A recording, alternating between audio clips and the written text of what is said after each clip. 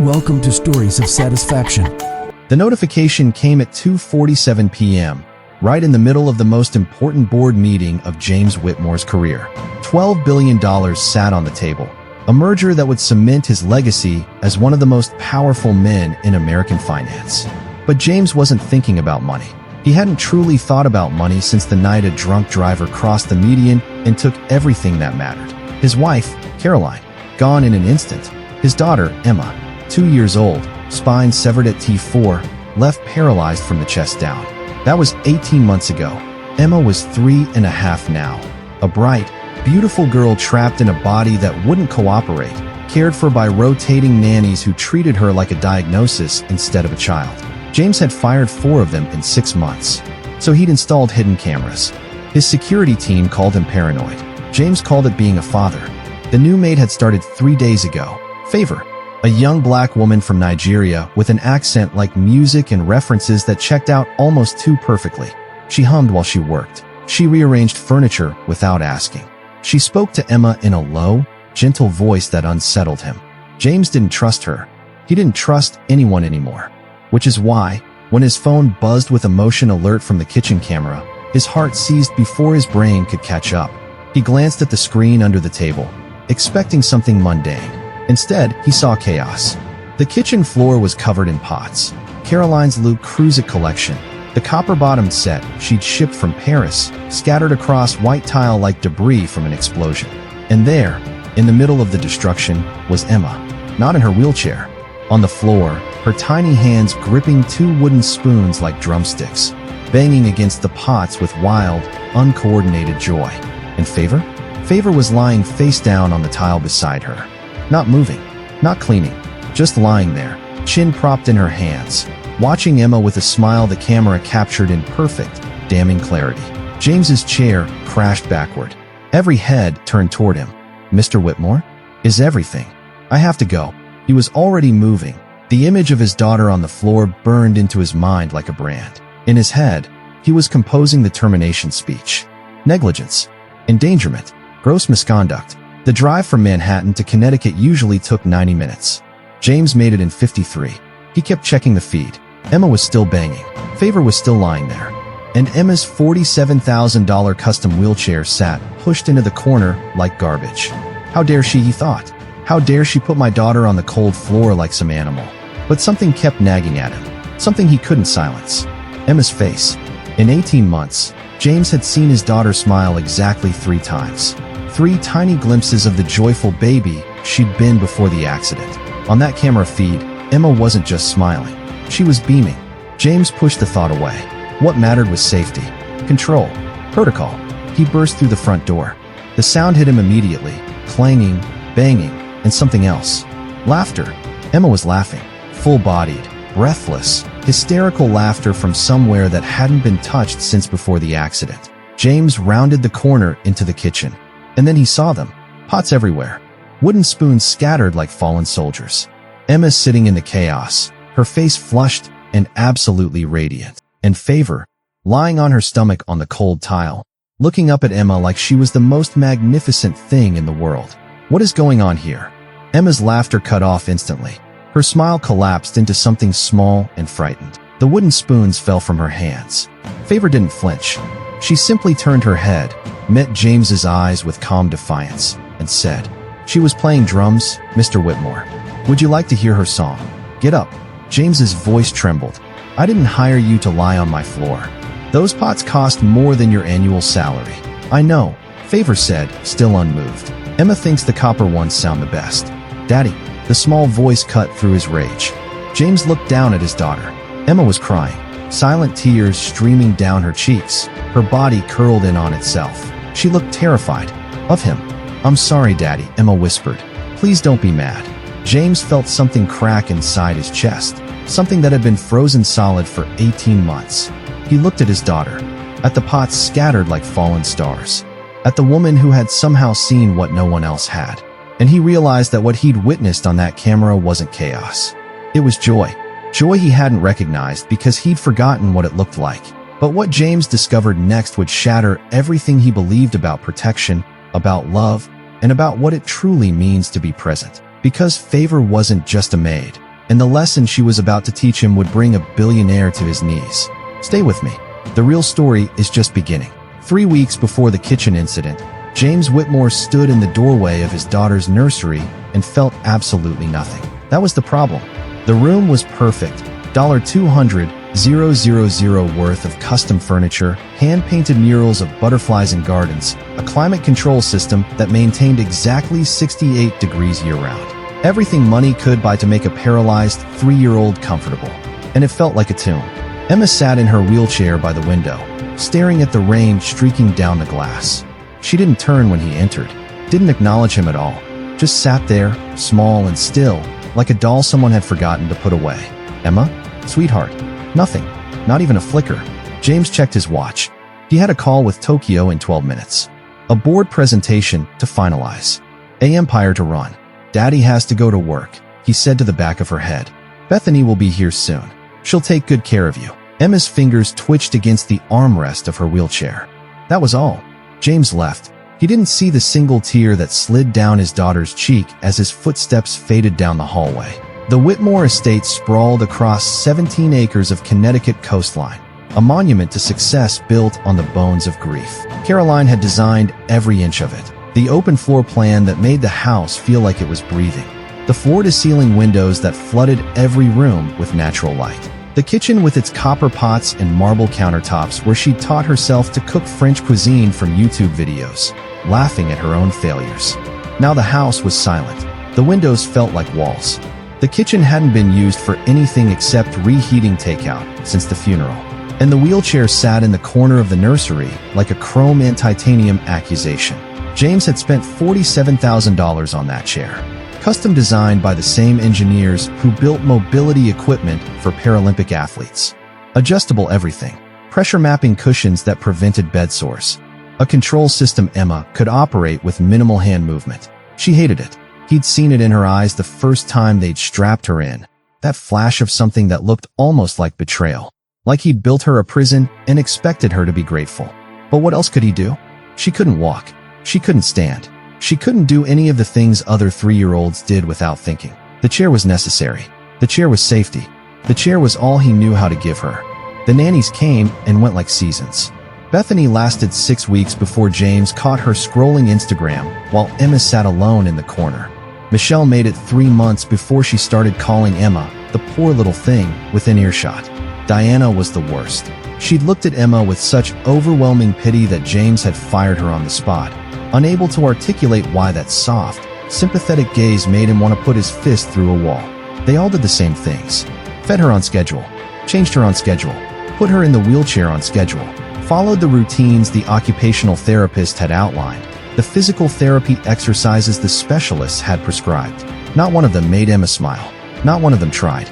It was Diana's replacement, a nervous young woman named Courtney, who lasted exactly 11 days, who finally pushed James over the edge.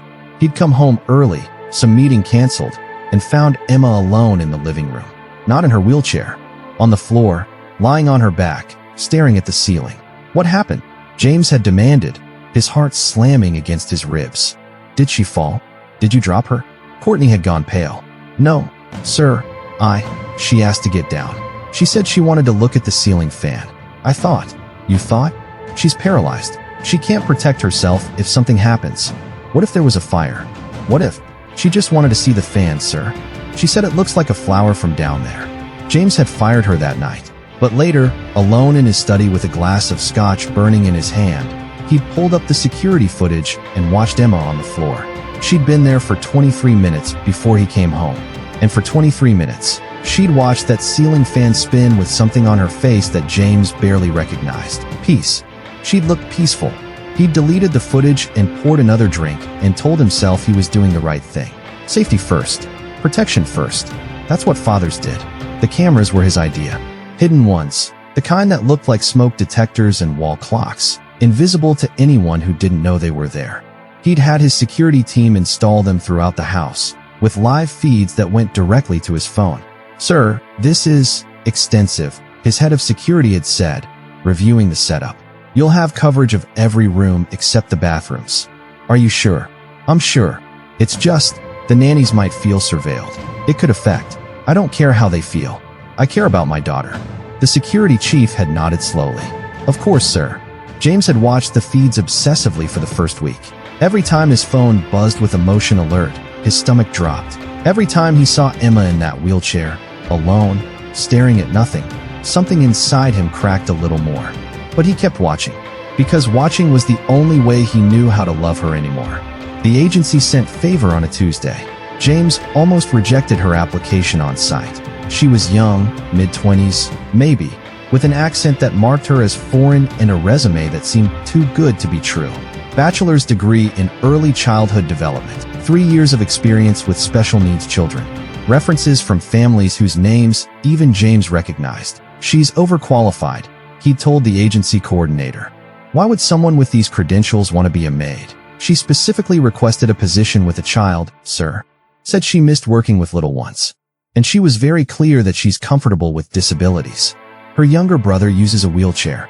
That detail had decided it. Not the degrees or the references, but the brother. Someone who understood. Someone who wouldn't look at Emma with that terrible, suffocating pity. Fine, send her over. But it's a trial period. 2 weeks. Favor arrived the next morning with a single suitcase and a smile that seemed completely inappropriate for a job interview. Mr. Whitmore, she said, extending her hand. Thank you for this opportunity. Your home is beautiful. James shook her hand briefly. The house rules are simple. Emma's care is the priority. She has a schedule, feeding, therapy exercises, rest periods. It's all documented in the binder on the kitchen counter. Follow it exactly. Of course, sir. She doesn't leave her wheelchair without assistance. Ever. The floors are hard, and if she falls. I understand. Do you? James heard the edge in his own voice and didn't care. Because the last 4 people who stood where you're standing said they understood, and not one of them lasted more than 3 months. Favor didn't flinch, didn't look away, just met his eyes with that calm, steady gaze that would later infuriate him in the kitchen. I understand that you're afraid for her, she said quietly. And I understand that fear can look like a lot of things. Anger, control, rules. She paused. I also understand that your daughter is 3 years old, and 3-year-olds need more than schedules. James stared at her. No one, not the nannies, not the therapists, not even his own mother, had ever spoken to him like that. 2 weeks, he said finally. Prove me wrong. Favor smiled. I intend to, sir. She was wrong from the start. Not wrong as in bad, wrong as in different. She hummed while she cleaned, these low melodic sounds that drifted through the house like something alive. She moved furniture without asking, pushing the living room couch 3 inches to the left, angling the nursery bookshelf so it caught more light. And she talked to Emma, constantly. Not the performative chatter the other nannies had used, narrating their actions like Emma was an audience instead of a person. Real conversation, questions that expected answers, stories that seemed to have no point until suddenly they did. James watched it all through the cameras. On the first night, he saw Favor measuring the floor in Emma's nursery. Just measuring. With a tape measure she'd pulled from her apron pocket, crawling around on her hands and knees, noting dimensions in a small notebook. What the hell is she doing? His first thought was robbery. Casing the joint, figuring out where the valuables were, how to get in and out, what she could carry. But that didn't make sense. The nursery had nothing worth stealing. Just toys and books and that goddamn wheelchair. On the second night, he watched her do it again, this time in the kitchen, measuring the distance between the island and the cabinets, the height of the countertops, the space beneath the breakfast table. James pulled up her background check for the 5th time. Clean. Completely clean. No criminal record. No suspicious associations. Nothing but glowing recommendations and a degree in child development. So why was she measuring his floors? On the morning of day 3, James stood in the kitchen doorway with his briefcase and his suspicions and a warning on his tongue. I'll be in Manhattan until at least 6, he said, watching Favor wipe down the already spotless counters. Emma's lunch is in the refrigerator. Her therapy exercises are at 2. And Favor. She turned, that mild expression giving nothing away. Yes, sir. Don't touch anything in the kitchen cabinets. Especially the pots. They were my wife's. Something flickered across Favor's face. There, and gone so fast James almost missed it. Of course, sir. I wouldn't dream of it. He left for the city with his phone in his pocket and his cameras watching, and absolutely no idea that in 6 hours, everything he believed about protection and safety and love would come crashing down around him. along with $15,000 worth of Luke Cruzit cookware. The first thing Favor did when James's Bentley disappeared down the driveway was turn off the television. Emma blinked at her from the wheelchair, confused. The TV had been her constant companion for 18 months, a flickering babysitter that asked nothing of her and gave nothing back. Every nanny before Favor had used it the same way. Park Emma in front of cartoons, check the boxes on the schedule, count down the hours until their shift ended. "What are you doing?" Emma's voice was small, rusty from disuse. She didn't talk much anymore. What was the point when no one really listened? Favor crouched down, not all the way, but enough to get closer to Emma's eye level. "I'm turning off the noise, little one, so we can hear each other think. But I was watching. Were you? Or were you just looking at colors moving on a screen?" Emma's mouth opened, closed. She didn't have an answer because the truth was embarrassing. She couldn't remember a single thing about the show that had been playing. Favor smiled like she already knew. "That's what I thought. Now." She stood and pushed the wheelchair toward the window, toward the rain-streaked glass Emma had been staring at when her father left. "Tell me what you see out there." "Rain. What else?" Emma looked harder. The gardens were gray and soggy, the flowers beaten down by the storm. Beyond the manicured lawn, she could see the edge of the woods that bordered the property, dark trees swaying in the wind like they were dancing to music only they could hear. "Trees," she said. "Dancing trees. Dancing." Favor clapped her hands together. "Yes, that's exactly what they're doing. Do you know why trees dance in storms?" Emma shook her head. "Because the wind is playing music, and trees are very good listeners. They hear songs we can't hear, and they move to the rhythm." Favor leaned closer, her voice dropping to a conspiratorial whisper. "Do you want to know a secret?" Emma nodded, something unfamiliar flickering in her chest. "When I was a little girl in Nigeria, smaller than you, my grandmother told me that if you listen very carefully during a storm, you can hear what the wind is singing. But you have to be very still and very quiet, and you have to believe. That's not real," Emma said, but her voice wavered. "How do you know if you've never tried?" They sat there for 20 minutes, Emma and this strange woman who turned off televisions and talked about dancing trees. The rain hammered against the glass. The wind howled around the corners of the house. And somewhere in the middle of it all, Emma could have sworn she heard something, a low, melodic whisper that sounded almost like a song. "I hear it," she breathed. "Favor, I hear it." Favor's smile could have lit up the whole gray sky. "I knew you would, little one. I knew you would." From that moment, everything changed. Favor didn't follow the schedule. She referenced it, acknowledged it, made sure Emma ate and rested and did her exercises, but she treated it like a suggestion rather than a commandment. Meals happened when Emma was hungry, not when the clock said so. Rest periods came when Emma was tired, not at the prescribed 2 p.m. And the exercises, the endless, tedious, soul-crushing exercises that every other nanny had administered with clinical precision, became something else entirely. "Your arms are strong," Favor said on the second day, watching Emma struggle through her upper body routine. "Stronger than you know. Do you want to see what strong arms can do?" Before Emma could answer, Favor had disappeared into the kitchen. She came back with a wooden spoon and a plastic bowl. "What's that for?" "Drums." Favor set the bowl on Emma's wheelchair tray. "Strong arms make the best drummers. Show me what you've got." Emma stared at the spoon. That's not an exercise." "Says who?" "You're lifting. You're swinging. You're building muscle." Favor tapped the edge of the bowl with her finger, producing a hollow thunk. "You're also making music. That's better than exercise. That's art." Emma picked up the spoon, tapped the bowl experimentally. The sound was pathetic, a dull plastic thud that didn't sound like music at all. "Harder," Favor encouraged. "Pretend the bowl said something mean about your favorite cartoon." Emma hit it harder. "Still not music, but something closer." "Good. Now pretend it said something mean about your daddy." Emma hesitated. Then she brought the spoon down with all the force her small arm could muster. Thwack. "Huh." Favor threw her head back and laughed. A full-bodied sound that filled the sterile nursery like sunshine. "There it is. There's my little drummer." And Emma. Emma, who hadn't smiled in months, who had forgotten what joy felt like, who had started to believe that the rest of her life would be this gray and empty and small, felt something crack open in her chest. She hit the bowl again, and again, and again. It wasn't music. It was noise, pure chaotic noise, but it was her noise. For the first time since the accident, she felt alive. James watched it all through the cameras. At first, he didn't know what to make of it. The turned-off television bothered him. Emma needed stimulation, didn't she? The disrupted schedule made his eye twitch. But he couldn't deny what he was seeing on the screen. Emma was engaged, talking, moving with purpose instead of just being moved. Then came the second night. James was in his study, reviewing contracts he didn't care about, when the motion alert pinged. He pulled up the feed from Emma's nursery camera and felt his blood run cold. Favor was on the floor, on her hands and knees, crawling around Emma's room with a tape measure, writing in that little notebook. The same thing she'd done the night before. The same suspicious behavior that James still couldn't explain. He zoomed in on the notebook. Couldn't make out the writing from this angle, but he could see diagrams. Measurements. What looked like a floor plan. She's planning something. The thought crystallized with sickening certainty.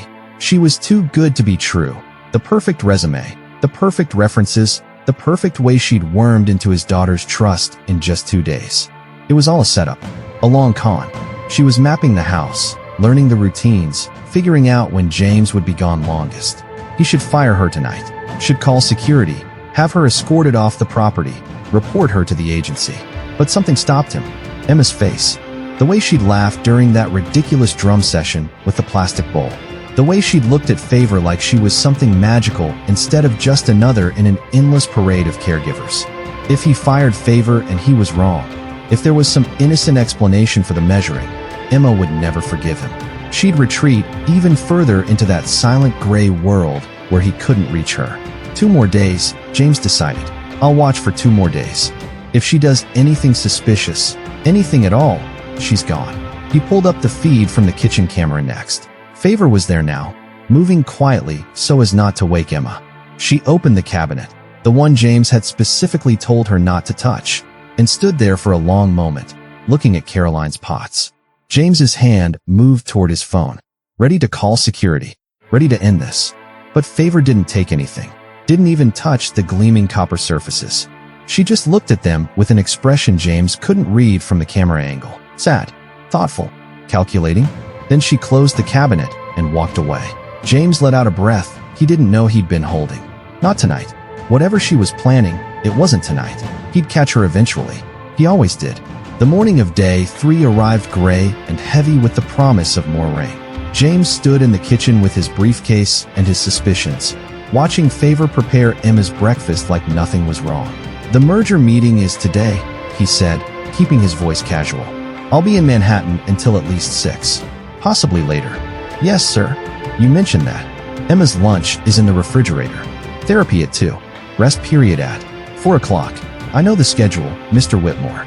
Something about her tone made him pause. Not disrespectful, exactly, but not deferential either. She sounded like someone who had already decided to do things her own way and was just waiting for him to leave. In Favor, she turned, that infuriatingly calm expression fixed on her face. Yes, sir. Don't touch anything in the kitchen cabinets, especially the pots. He paused, letting the weight of the words sink in. They were my wife's. I remember. Favor's voice softened slightly. She had beautiful taste. How would you know? You never met her. The pots, sir. She chose copper. Most people choose stainless steel because it's easier to maintain. But copper is for people who love the process as much as the result. People who understand that the best things in life require patience and care. Favor smiled. Your wife was that kind of person. I can tell. James opened his mouth to respond, to argue, to agree, to say something about the woman he'd loved and lost and couldn't seem to stop mourning. But the words wouldn't come. He just stood there, throat tight, ambushed by grief in his own kitchen at 7 in the morning. I won't touch them, sir, Favor said gently. I promise. He nodded, grabbed his briefcase, left without another word. The drive to Manhattan was a blur. James spent most of it reviewing the merger documents, forcing his mind away from copper pots and dead wives and suspicious maids. By the time he reached the office, he'd almost convinced himself that everything was fine. The meeting started at 10 a.m. 12 people around a mahogany table, discussing numbers and projections and synergy opportunities that meant nothing and everything. James delivered his presentation with practiced ease, his mind only half present, the other half back in Connecticut with his daughter and the woman he still didn't trust. At 2:47 p.m., his phone buzzed. Motion alert. Kitchen camera. James glanced at the screen under the table. Just a quick check, just making sure everything was okay, and felt his entire world tilt sideways. The kitchen floor was covered in pots. Caroline's pots, scattered across the white tile like someone had opened the cabinet and simply let them fall. And there, in the middle of the chaos, Emma, his paralyzed daughter, was sitting on the floor, not in her wheelchair, on the floor, her tiny hands gripping wooden spoons, her mouth open in what looked like a scream, bringing those spoons down on the copper surfaces with wild, violent force. And Favor, the woman he'd trusted against his better judgment, the woman he'd suspected from the start, was lying face down beside her, not helping, not intervening, just lying there like she'd collapsed, or like she was dead. Oh God, oh God, oh God, oh God. James stood so fast his chair crashed backward. Every head turned toward him. Mr. Whitmore? Is everything? I have to go. He was already running, phone clutched in his fist, the image of his daughter on that cold floor branded into his brain. The elevator took too long. The lobby took too long. The parking garage took too long. His hands shook as he started the car. Those pots cost $15,000, some absurd part of his brain noted. Caroline picked each one personally, and now they're scattered across the floor like trash. But that wasn't what terrified him. What terrified him was Emma. Emma who couldn't protect herself. Emma who couldn't run or stand or fight back. Emma who was paralyzed and helpless and at the mercy of a woman James had never fully trusted. What if she dropped her? What if Emma hit her head? What if she's hurt and I'm an hour away and I can't? He checked the feed again, weaving through traffic at speeds that should have gotten him arrested. Favor was still on the floor, still not moving. But wait, was that? She was smiling, her chin propped in her hands, watching Emma like this was some kind of show. And Emma was laughing. James nearly rear-ended a delivery truck. He swerved, horns blaring around him, and looked at the screen again. His daughter, his silent, broken, unreachable daughter, was laughing, her whole body shaking with it, her face flushed and alive in a way he hadn't seen since before the accident. But she's on the floor. She's vulnerable. She's happy. The thought hit him like a physical blow. His foot eased off the accelerator for just a moment before the fear came roaring back. No, this is wrong. The pots, the floor, the wheelchair pushed aside like it doesn't matter. This is wrong. He pressed the pedal to the floor and drove faster. Now I need to ask you something important, friend. Have you ever watched someone you love slip away? Not all at once, but slowly, day by day, until you can barely recognize them anymore? James Whitmore had. He'd watched his daughter disappear into silence and stillness, and he'd done the only thing he knew how to do: build walls, install cameras, create rules, control every variable, because if he could control everything, maybe, just maybe, he could keep her safe. But here's the thing about walls. They don't just keep danger out. They keep love out too. They keep joy out. They keep everything out until all you're left with is an empty house full of expensive furniture and a daughter who won't even look at you anymore. And the really heartbreaking part? James didn't even realize what he was doing. He thought he was protecting Emma. He thought the cameras and the schedules and the $47,000 wheelchair were love. He was about to learn how wrong he was. If this story is hitting you somewhere deep, if you've ever been the one building walls or the one trapped behind them, drop a comment right now. Just one word: walls. I want to know how many of us have been there. And if you're still watching, stay with me. Because James is about to walk through his front door and destroy the first moment of real joy his daughter has experienced in 18 months. The question is, will he realize what he's done before it's too late? The Bentley ate up the highway at 93 miles per hour, and James Whitmore didn't care. Let the cops pull him over. Let them write their tickets and lecture him about safety. His daughter was on a cold tile floor in the arms of a woman he'd known for 3 days, and nothing was going to slow him down. He checked the camera feed again. The image hadn't changed. Emma sat in the middle of the kitchen chaos, wooden spoons clutched in her tiny fists, surrounded by copper pots that caught the afternoon light like scattered treasure. And Favor, that woman, that stranger, that intruder, lay on her stomach beside her, chin propped in hands. Watching Emma like this was entertainment, like his daughter was a show. The pots, James thought, knuckles white on the steering wheel. Caroline's pots. She spent 3 months picking those out. 3 months of research and comparison shopping and driving to specialty stores because she wanted to learn French cooking and nothing else would do. He remembered the day they'd arrived, 12 pieces of Le Creuset copper cookware, shipped from a boutique in Paris that Caroline had discovered online. She'd unpacked each one like it was a holy relic, running her fingers over the hammered surfaces, holding them up to the light. "They're beautiful," she breathed. "James, look. Look how the copper catches the sun." He'd looked. He'd seen expensive pots that would require special cleaning and careful storage. But Caroline had seen something else. Possibility, maybe. The promise of coq au vin and beef bourguignon, and Sunday mornings spent creating something from nothing. She'd used them exactly 4 times before the accident. Now they were scattered across his kitchen floor like garbage, being beaten by a 3-year-old with wooden spoons while the maid lay there and did nothing. James's phone buzzed. A text from his assistant. "Meeting paused for your return. Tokyo team asking questions." He ignored it. Another buzz. His CFO, James, the merger, ignored. The only thing that mattered was getting home, getting to Emma, getting that woman out of his house, and restoring order to the chaos she'd created. The Connecticut exit appeared on his right. James cut across 2 lanes of traffic, horns blaring in his wake, and took the ramp too fast. The Bentley's tires squealed against the asphalt. Almost there. Almost there. He tried to call the house. No answer. Tried Favor's cell, the number the agency had provided for emergencies. Straight to voicemail. Why isn't she answering? What is she hiding? The worst-case scenarios multiplied in his mind like viruses. Emma falling. Emma hitting her head on the tile. Emma crying, screaming, terrified while Favor did nothing. Or worse, while Favor did something James couldn't see because the camera only showed so much. The audio was off. He'd configured it that way on purpose, not wanting to hear the mundane sounds of daily life, not wanting to be reminded of how quiet his house had become since Caroline died. Now that silence felt like a weapon. He could see his daughter's mouth moving, could see her body shaking with what looked like laughter. He glanced at the screen again. Emma's face was flushed, her eyes bright, her whole small body radiating something James hadn't seen in 18 months. No, that's not. She's scared. She has to be scared. Look at the pots. Look at the floor. Look at that woman lying there doing nothing.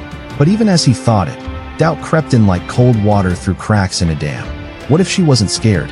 What if that expression on her face, that open, unguarded, impossibly alive expression, was exactly what it looked like? It doesn't matter, James told himself fiercely. Even if she's happy, it's not safe. Favor had no right. No right to take her out of the wheelchair. No right to put her on the floor. No right to use Caroline's pots like toys. The gates of the estate appeared ahead. James barely slowed as they swung open, the Bentley's tires spitting gravel as he tore up the driveway. He slammed the car into park and was out the door before the engine finished dying. The front steps blurred beneath his feet. The door crashed open with a bang that echoed through the foyer. And then he heard it. Laughter. Real, genuine, breathless laughter. The kind that comes from somewhere deep, somewhere that hasn't been touched in so long you forget it exists. It rang through the house like bells, like music, like something sacred. James froze in the doorway, his heart hammered against his ribs. His hands trembled at his sides. That's Emma. That's my daughter. That's... He forced himself to move. Down the hallway, past the living room with its unused furniture and cold fireplace. Toward the kitchen and the chaos and the sound that was breaking him apart even as it put him back together. He rounded the corner, and there they were. The kitchen looked like a bomb had gone off in a cookware store. Pots everywhere, on the floor, on the counter, scattered in a loose circle around the center island. Lids lay upside down like fallen soldiers. Wooden spoons jutted from the mess at odd angles. In the middle of it all sat Emma, not in her wheelchair, not strapped into that $47,000 throne of safety and restriction, just sitting on the cold tile floor, her legs bent at angles that would have made her physical therapist weep, her tiny hands wrapped around 2 wooden spoons like drumsticks. Her face, God, her face. James hadn't seen that face in 18 months. The bright eyes, the flushed cheeks, the smile so wide it looked like it might split her in 2. She was radiant. She was alive. She was everything he'd forgotten she could be. And beside her, lying on the floor like it was the most natural thing in the world, was Favor. The maid had dirt on her uniform, dust in her braids. Her chin was propped in her hands, her feet kicked up behind her like a teenager at a sleepover. She was watching Emma with an expression of pure, uncomplicated joy. Like this was exactly where she was supposed to be. Like the floor was home. James opened his mouth, and all the fear and rage and grief of the past 18 months came pouring out. What is going on here? The laughter stopped. The joy stopped. Everything stopped, like someone had pressed pause on a movie that had finally gotten good. Emma's smile crumpled. Her wooden spoons clattered to the floor. She looked up at her father with eyes that had gone from bright to terrified in the space of a heartbeat. "Daddy." Her voice was small. So small. "Daddy, Get up." James wasn't looking at Emma. He was looking at Favor, who still hadn't moved, who was still lying on that floor like she had every right to be there. "Get up right now." Favor didn't flinch, didn't scramble, just slowly, deliberately, raised herself to a sitting position and met his eyes. She was playing drums, Mr. Whitmore. I can see what she was doing. James stepped into the kitchen, his expensive shoes crunching on something. A pot lid, maybe, or his own composure. "I didn't hire you to lie around on my floor. I didn't hire you to destroy my wife's belongings. I didn't hire you to." He gestured wildly at the chaos. The pots, the spoons, the wheelchair sitting empty in the corner like an accusation. "Those pots cost more than your annual salary," he spat. "My wife picked them out personally. They were special to her. They were. His voice cracked. They were all I had left of her. The kitchen went silent. Even Emma stopped crying, stopped breathing, it seemed, watching her father fall apart in front of her. Favor's expression shifted. The calm defiance softened into something else, something that looked almost like compassion. "I'm sorry about the pots," she said quietly. "I'll pay for any damage." "You can't afford to pay for damage. You can't. I'll find a way." "That's not the point." James's voice echoed off the marble countertops. "The point is you took my daughter out of her chair. You put her on the floor. You ignored everything I told you about safety and schedules and—" "Daddy, please." Emma's voice cut through his rage like a blade. He looked down at her, really looked, and felt something shatter in his chest. She was crying, silent tears streaming down her flushed cheeks, her small body trembling not from cold but from fear. Her hands, those tiny hands that had been making music just moments ago, were pressed flat against the tile like she was trying to disappear into it. She looked like she wanted to disappear. From him. "I'm sorry," Emma whispered. "I'm sorry, Daddy. I won't do it again. I'll stay in the chair. I'll be good. Please don't be mad. Please don't." Her voice broke into sobs. James stood there, surrounded by scattered pots and shattered joy, and realized with horrible clarity that he had done this. Not Favor, not the floor, not the abandoned wheelchair. Him. He had walked into a room full of laughter and turned it into tears with nothing but his voice and his fear and his desperate, suffocating need to control everything. "Emma," he started, but the word came out wrong. Strangled. "Emma, sweetheart. I'm not. I didn't mean." But she wasn't listening. She had turned away from him, her face buried against the cold tile, her body shaking with the kind of sobs that came from somewhere deeper than a 3-year-old should know existed. And Favor, who should have been apologizing, should have been explaining, should have been doing anything except what she was doing, simply reached out and placed a gentle hand on Emma's back. "It's okay, little one," she murmured. "It's okay. You didn't do anything wrong." James opened his mouth to argue, to assert his authority, to remind this woman that Emma was his daughter and he decided what was wrong and what was right. But the words died in his throat, because Favor had just said the one thing he should have said, the one thing Emma needed to hear, the one thing James had been too blind and too scared and too broken to give her. "You didn't do anything wrong." When was the last time he told her that? When was the last time he told her anything except rules and schedules, and stay in the chair, and be careful, and don't touch, and don't move, and don't live? The thought hit him like a physical blow. He staggered back, his shoulder hitting the doorframe, his lungs suddenly empty of air. "I've been telling her not to live, and I have to stop here, friend, because I need you to understand something." James Whitmore wasn't a bad father. He wasn't cruel or neglectful or any of the things we usually associate with parents who fail their children. He was terrified. He was grieving. He was trying so hard to keep Emma safe that he forgot to let her be alive. And isn't that the most heartbreaking kind of failure? The kind that comes from too much love instead of too little? How many of us have done the same thing? Held on so tight to the people we love that we squeezed the joy right out of them? Built walls so high to protect them that we blocked out the sun? If you've ever been that person, the one who loved too hard and held too tight and didn't realize what you were doing until it was almost too late, type "letting go" in the comments. Because James is about to learn the hardest lesson of his life, and he's going to learn it from a woman lying on a kitchen floor. The kitchen held its breath. Emma's sobs had quieted to hiccups. Her small body still curled against the cold tile like she was trying to become part of it. Favor's hand remained on her back, steady, warm, present, and James stood in the doorway, his $3,000 suit suddenly feeling like armor he didn't know how to remove. "Mr. Whitmore." Favor's voice was calm. Too calm. "May I show you something? I think you've shown me enough." The words came out harsh, defensive. "My daughter is on the floor. My wife's pots are scattered everywhere. And you were just lying there like what, sir?" James faltered. "Like what? Like she was lazy? Like she didn't care? Like she was doing something wrong?" But that wasn't what the camera had shown him. That wasn't what he'd seen when he burst through the door. What he'd seen was joy. "You saw joy, and you killed it. Like you weren't doing your job," he finished weakly. Favor nodded slowly, like she'd expected exactly that answer. Then she did something that made James's breath catch in his throat. She lay back down, right there on the kitchen floor, surrounded by scattered pots and his daughter's tears. Favor lowered herself onto her stomach, propped her chin in her hands, and looked up at him. "What are you doing?" James demanded. "I told you to get up." "I heard you, sir. But I need you to see something first." She patted the tile beside her. "Come down here." "Excuse me." "Come down here. To the floor. Just for a moment." James stared at her like she'd lost her mind. "I'm not getting on the floor. This is ridiculous. You're fired. You're absolutely fired. And I want you out of my house within the hour." "Daddy, no." Emma's voice cracked through the kitchen like lightning. She had lifted her head from the tile, her face streaked with tears, her eyes wide with something that looked like panic. "Please don't send her away. Please, Daddy. I'll be good. I'll stay in the chair. I'll never touch the pots again. Just please don't make her go." The desperation in her voice hit James like a fist to the chest. His daughter, his silent, withdrawn, unreachable daughter, was begging, actually begging, for the woman he'd known for 3 days.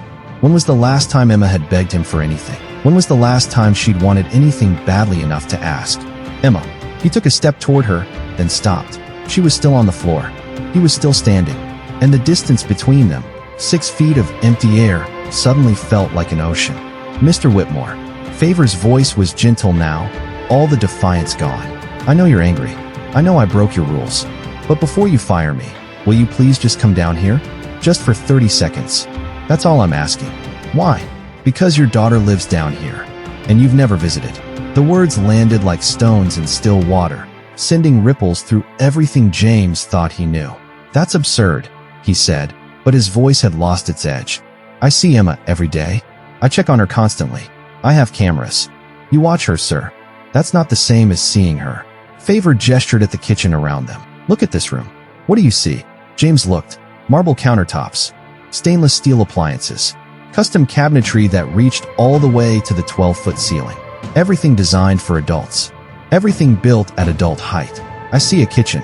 What do you think Emma sees?" He opened his mouth to answer, then closed it. He'd never thought about it. Never considered what the world looked like from 3 feet off the ground, or from floor level, where his daughter spent most of her life. "She sees underneath things," Favor said quietly. "The bottom of cabinets, the legs of chairs, dust bunnies in corners that your cleaning staff misses because they're not looking down there. She sees a world that exists below everyone else's line of sight, a world nobody visits because nobody thinks to look." James's throat tightened. I didn't. The first night I was here, I measured the floors. You probably saw that on your cameras." Favor smiled slightly at his surprise. "Yes, sir. I know about the cameras. I've worked in enough wealthy homes to recognize a smoke detector that costs $500 when the standard model is $20. If you knew, why didn't you?" "Because I had nothing to hide. I was measuring to see the world from Emma's perspective, to understand what she could reach, what she could see, what she could touch from down here." Favor spread her hands against the tile. "Do you know what I discovered?" James shook his head. "Nothing. She can reach nothing. Not the toys on the shelves. They're too high. Not the books in the nursery. Also too high. Not the window latches or the door handles or even the light switches. Everything in this house is built for people who can stand. Your daughter can't stand, Mr. Whitmore. So your daughter can't reach anything. She has her wheelchair. She can. She hates the wheelchair." The words hung in the air like an accusation. "That's not true," James said. But even as he spoke, he knew it was a lie. He'd seen how Emma's face went blank whenever the nannies strapped her in. He'd noticed how she never asked to go anywhere, never requested to be moved from room to room. He'd noticed, and he'd told himself it was just her condition, just the paralysis stealing her spirit along with her mobility. It had never occurred to him that the chair itself might be the problem. She told me she calls it the cage. Favor continued. She said when she's in it, everyone looks down at her. The nannies, the doctors, the therapists. She paused. I never meant to. I know you didn't. But intention doesn't change impact, sir. To Emma, you're a giant. A shadow that appears in doorways and speaks from somewhere up near the ceiling and never, ever comes down to where she is. Favor's eyes were bright with something that might have been tears. She's been alone down here for 18 months. Completely alone. And she thought that was just how life worked now. James couldn't breathe. The air had turned to glass in his lungs, sharp and cutting. He looked at Emma. Really looked, for the first time since he'd entered the room. She was still on the floor, her tear-streaked face turned up toward him, waiting, hoping, wanting something he didn't know how to give. No, that wasn't true. He knew what she wanted. She wanted him to come down, to join her in the world she lived in, to see what she saw and touch what she touched and exist, even for a moment, in her reality instead of his own. It was such a small thing to ask. It was the hardest thing he'd ever been asked to do. I don't know how, James whispered. You just get down, sir. Favor's voice was impossibly kind. That's all. You just lower yourself to the floor and let your daughter see your face instead of your kneecaps. I feel ridiculous. Good.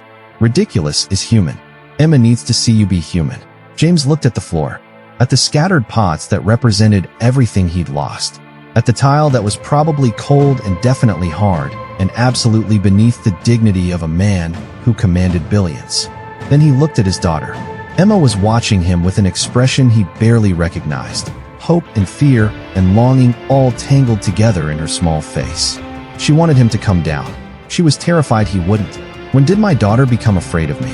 The answer was obvious. The same moment he'd become afraid for her. The same moment he'd started building walls and installing cameras and creating rules.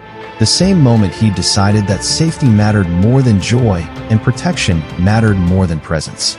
He'd been so busy watching her from above that he'd forgotten to be with her at all. James loosened his tie. His fingers felt clumsy, foreign, like they belonged to someone else. The silk slid free of its knot and hung limply against his chest. He lowered himself to one knee. The tile was cold through his suit pants, harder than he'd expected, uncomfortable in a way that made him acutely aware of how much time his daughter spent down here, in this world of cold floors and distant ceilings. Emma's eyes went wide. Daddy, I'm coming, sweetheart. His voice cracked on the word. I'm coming down. He lowered himself the rest of the way, both knees on the tile, then his hands. Then, God, this was absurd. His stomach, until he was lying on the floor of his own kitchen like a man who had lost everything and was only now beginning to find it. The world looked different from down here. The cabinets loomed like cliffs. The countertops formed a distant horizon. The ceiling, that 12-foot ceiling he'd been so proud of, seemed miles away, unreachable, belonging to a different universe entirely. And the faces were different too. From down here, Favor wasn't a maid. She was just a person, lying on the same level, existing in the same space. Her eyes were warm and her smile was real, and she looked at James like he'd just done something incredibly brave. And Emma was crying again, but not the scared, desperate tears from before. These were different. These were the tears of someone who had been waiting for something for a very long time and had finally received it. Hi, Daddy, she whispered. James reached out and touched her face. His daughter's face. From her level. For the first time in 18 months. Hi, sweetheart. He managed through the tightness in his throat. I hear you have a band. Emma's sob turned into something else, something that might have been a laugh. Favor says I'm the drummer, she said. But we need more people. What do you need? Someone to hit the big pot. Emma pointed at the largest Le Creuset, Caroline's Dutch oven, the one she'd used for beef bourguignon.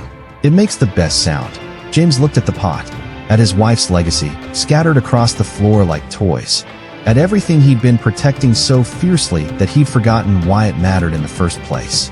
Caroline hadn't bought those pots to look at. She'd bought them to use, to create, to fill the house with warmth and noise and life. She would have loved this. James reached out and picked up a wooden spoon. "Show me," he said. "And here's where I need you to pause with me, friend." Because what James Whitmore did next, lying on that cold kitchen floor in his $3,000 suit, picking up a wooden spoon to bang on his dead wife's pots, wasn't about cooking equipment. It wasn't even about the floor. It was about choosing presence over protection, connection over control, being there over watching from a distance.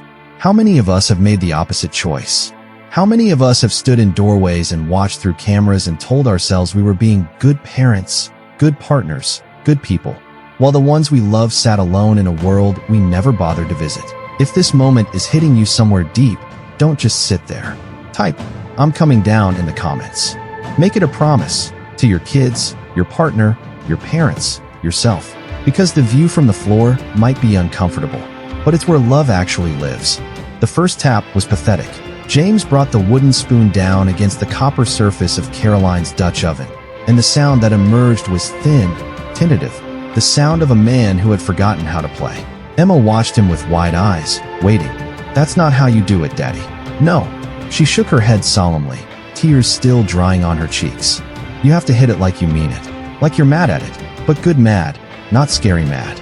James looked at the pot, at his daughter, at the mess surrounding them, the scattered cookware, the wooden spoons, the chaos that had seemed so destructive from the doorway but now, from floor level, looked almost like art. "Good mad," he repeated. "What does good mad feel like?" Emma considered this with the gravity of a philosopher. "Like when you really want ice cream, but dinner's not done yet. That kind of mad." Favor laughed, a warm sound that filled the kitchen. "She's been explaining emotions to me all week. She's very wise, your daughter. I'm beginning to realize that." James adjusted his grip on the spoon. Thought about ice cream. Thought about wanting something so badly you could taste it, but having to wait anyway. Thought about 18 months of waiting. 18 months of wanting to reach his daughter and not knowing how. 18 months of standing in doorways and watching through cameras and aching with a love he couldn't express. He brought the spoon down hard. Clang. The sound rang through the kitchen like a bell, like a declaration, like something breaking open after being locked too long. Emma's face split into a grin. "Yeah, Daddy. Like that." She grabbed her own spoons and joined in, her small arms bringing the wooden handles down against a copper saucepan with enthusiastic abandon. The rhythm was chaotic, unpredictable, the rhythm of a 3-year-old who had never had a music lesson and didn't care. It was the most beautiful sound James had ever heard. Favor sat up, pulling a pot lid toward her like a cymbal. "May I?" "You're part of the band," Emma declared. "You have to play." "Well, if the drummer insists." And then they were all playing. 3 people on a kitchen floor, surrounded by expensive cookware and morning light, making noise that probably violated several noise ordinances and definitely violated every rule James had ever established about order and control and keeping things pristine. Caroline's pots rang with sound. The kitchen filled with music, if you could call it that. To anyone watching from outside, it would have looked like madness. To James, it looked like salvation. He didn't know how long they played. Time had become irrelevant, measured not in minutes, but in moments. Emma's laugh when he accidentally hit the wrong pot. Favor's improvised rhythm that somehow pulled their chaos into something almost coherent. The ache in his arm from muscles he hadn't used in years. Eventually, Emma's spoon slowed. Her arms drooped. The manic energy that had sustained her began to fade, replaced by the heavy-lidded exhaustion of a child who had experienced more emotion in one afternoon than most adults felt in a week. "Daddy." Her voice was small, sleepy. "I'm tired." "I know, sweetheart." James set down his spoon. "Should I put you back in your chair?" He regretted the words the instant they left his mouth. Emma's face flickered with something. Not quite fear, but close. Resignation, maybe. The look of someone who had been offered a glimpse of freedom and was now being asked to return to the cage. "Actually," Favor said quietly, "may I suggest something?" James looked at her. This woman who had upended his entire world in 3 days. This stranger who had seen what he couldn't see and reached what he couldn't reach. "I'm listening." The physical therapist says Emma needs to strengthen her core, her upper body, the muscles that still work. Favor glanced at Emma, who was fighting to keep her eyes open. "Do you know what's better for core strength than any exercise machine?" "What?" "Being held, being carried, feeling a human body move underneath you instead of wheels and motors and metal." She paused. "When was the last time you carried your daughter, Mr. Whitmore?" The The question hit him like cold water. When was the last time? Before the accident, certainly. He'd carried her all the time then.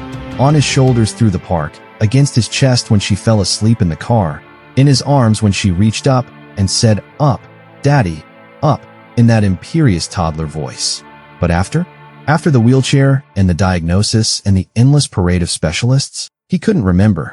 He'd been so afraid of hurting her, so terrified of doing something wrong. He'd let the equipment carry her instead, telling himself it was safer, telling himself it was better, telling himself lies until he believed them. "I don't know," he admitted.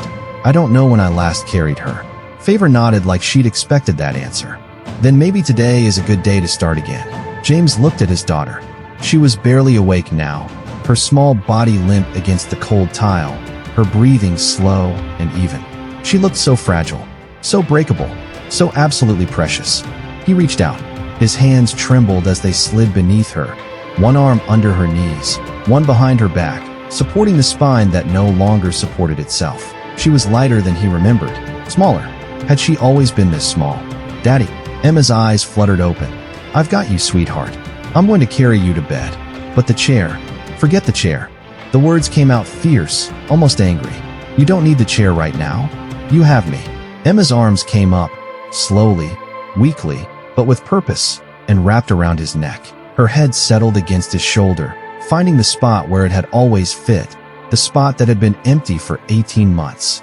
"I missed this," she whispered. James's vision blurred. "I missed it too, sweetheart. I missed it so much."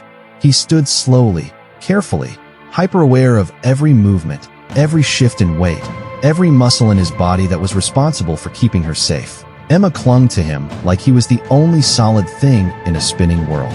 Maybe he was. "The nursery is," Favor started. "I know where it is." James's voice came out rougher than he intended. He softened it. "I know. Thank you."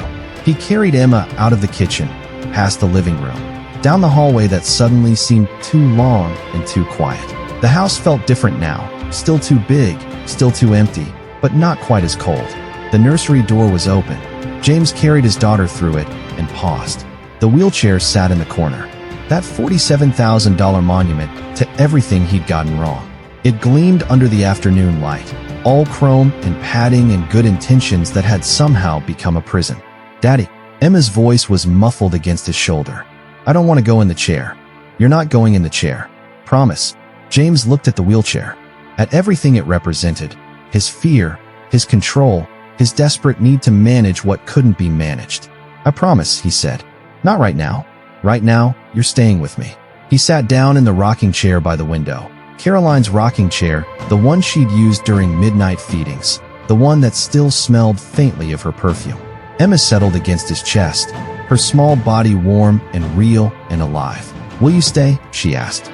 "Until I fall asleep? I'll stay as long as you want me to." "What about your meeting? The one with the big numbers?" James thought about the merger, the $12 billion.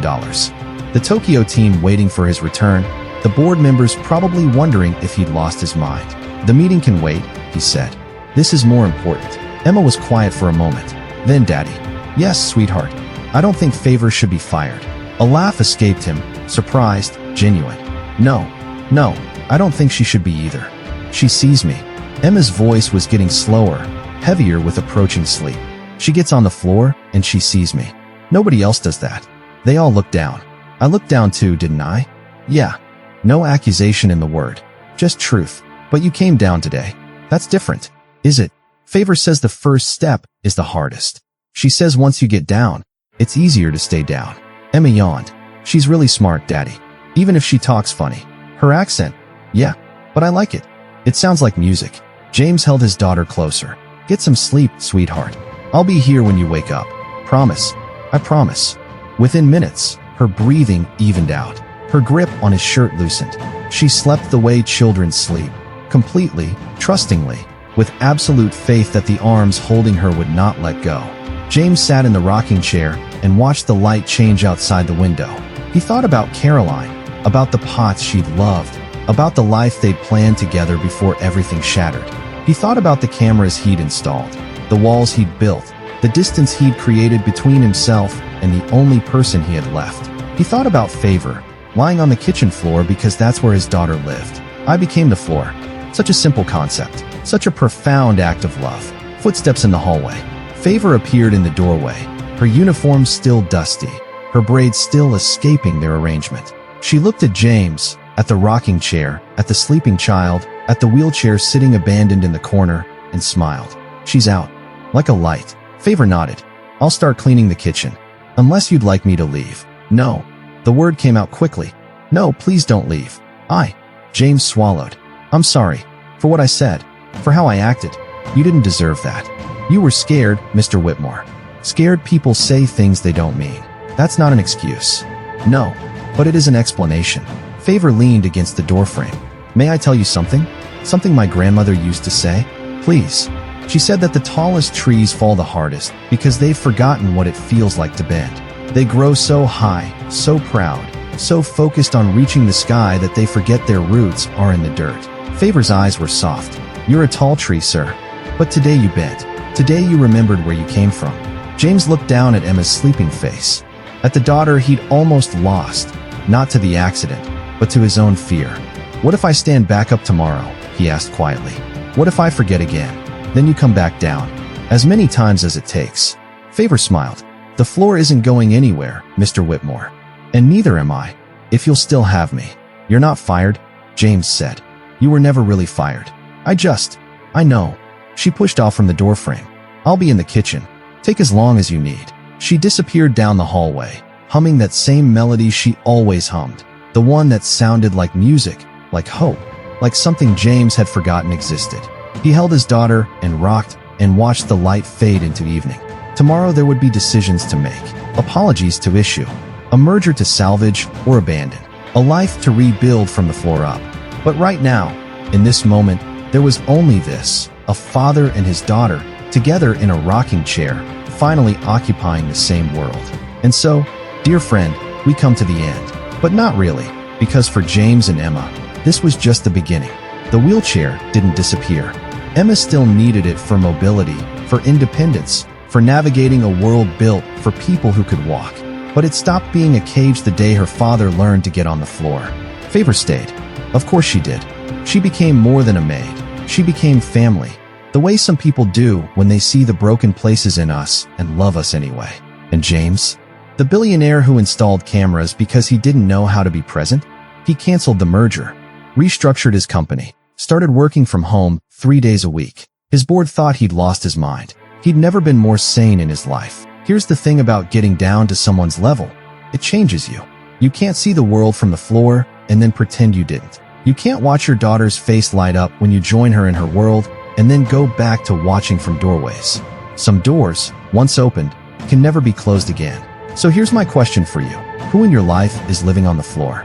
Who have you been watching from above, from a distance, from behind screens and schedules, and the safety of standing up? Maybe it's your child. Maybe it's your parent. Maybe it's a friend who's struggling or a partner who's given up trying to reach you. Whoever it is, go find them. Get down. See what they see. It might feel ridiculous. It might ruin your suit. It might be the most uncomfortable thing you've ever done. Do it anyway, because the view from the floor might be harder. But it's where love actually lives. If this story changed something in you today, if you felt that crack in your chest when James finally laid down beside his daughter, then don't let this moment pass. Subscribe. Share this with someone who needs to hear it. And drop a comment telling me, who are you going to get down for?